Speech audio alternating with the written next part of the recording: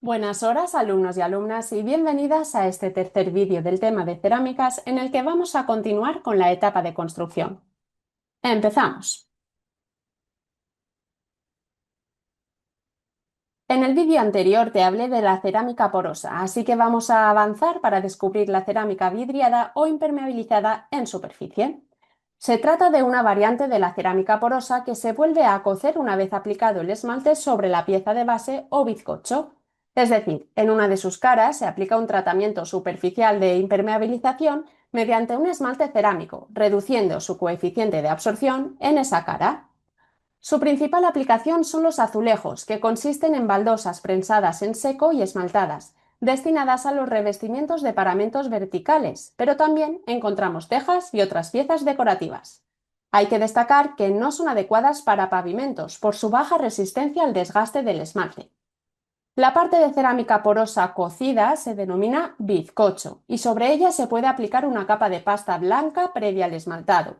Esta capa se denomina engobe y se puede aplicar sobre el bizcocho o incluso sobre la pieza cruda, es decir, antes de cocer, lo que abarataría el coste por no necesitar de una segunda cocción.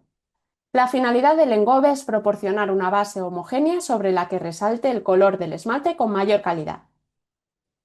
Después de aplicar o no el engobe, aplicaríamos el esmalte, que está conformado por material vítreo, es decir, pedacitos de vidrio llamados fritas, junto con aditivos y pigmentos que proporcionan color. Al cocerse se funden y se unen al bizcocho. En función de las características del bizcocho, podemos distinguir entre loza gruesa, loza media y loza fina. ¿Ven? Que te las presento. La loza gruesa tiene un bizcocho de color rojizo y el coeficiente de absorción de agua se sitúa entre el 10 y el 20%. Algunas aplicaciones de la loza gruesa son los firteaguas, las tejas y los útiles de cocina.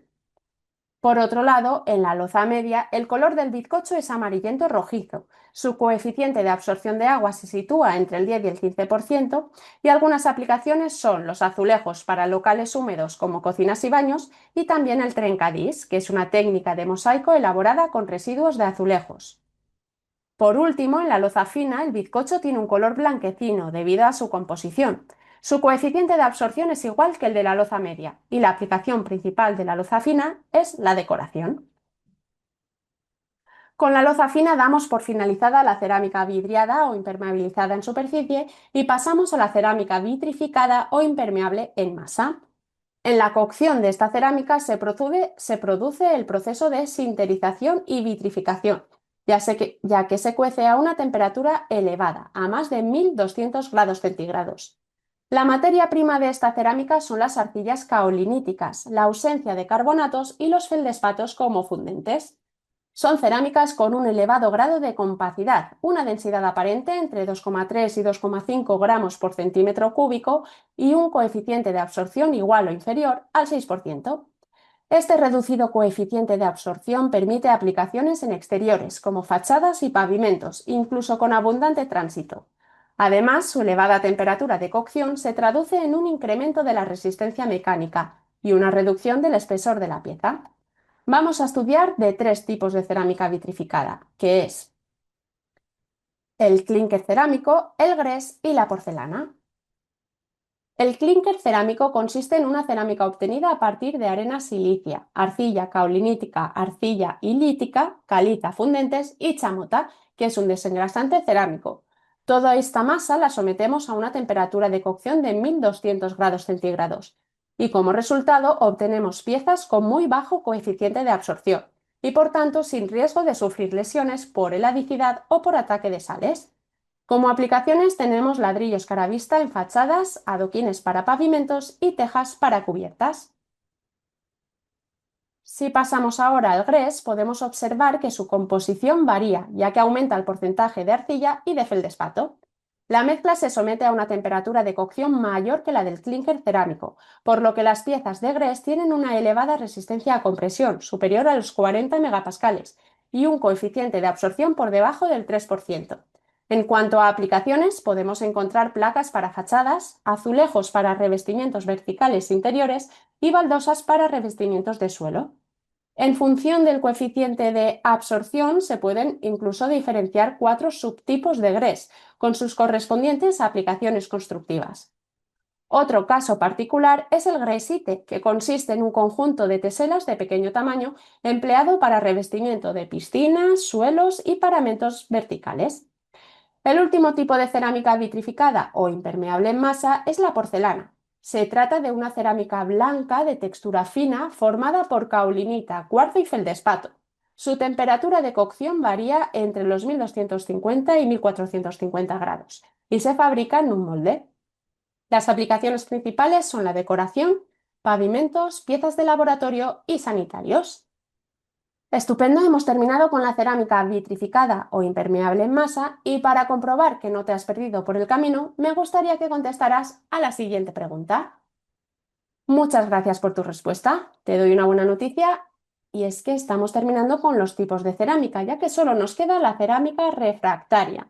En esta cerámica encontramos mullita, que es un mineral compuesto de aluminio y silicio que se forma a altas temperaturas, ya que la cerámica refractaria es capaz de soportar temperaturas superiores a 1400 grados. Su aplicación puede ser para uso doméstico en chimeneas y barbacoas, o bien para un uso industrial, en hornos para fabricación de cerámica, metales, vidrio, cemento o incluso hornos para el tratamiento de residuos o el no tratamiento de residuos y su incineración. Se trata de un material con una densidad aparente de 2 a 3 gramos por centímetro cúbico, bajo coeficiente de dilatación y una elevada resistencia a ataques químicos. Durante el proceso de fabricación se puede conformar por moldeo, prensado o extrusión.